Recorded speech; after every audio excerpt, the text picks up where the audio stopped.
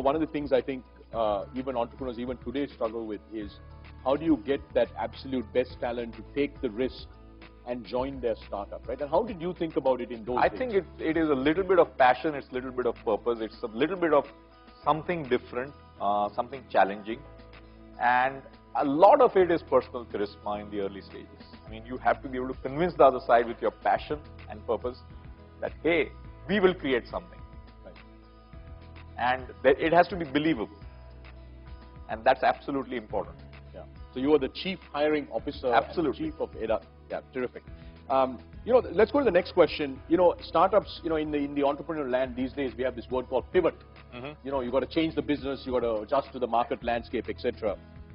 If you look at the company you built, Kotak, you've pretty much not just survived but thrived through every crisis. Whether it's the 91 crisis, the Harshad Mehta scam, the Asian crisis, the dot-com bust, the recent global meltdown.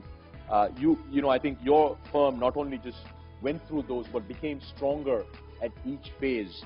It'll be helpful for you to share some lessons of, how are you able to do that? I mean, most of your contemporaries may have disappeared, logos keep going away through each of these scams, but you all got stronger, you added more businesses. Tell us a little bit about that. I think every crisis in a sector is a huge opportunity.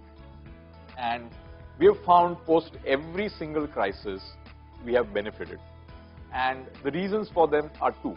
Number one is your ability to spot a problem before others do. And number two is to make sure that in general, you make less mistakes than everybody else.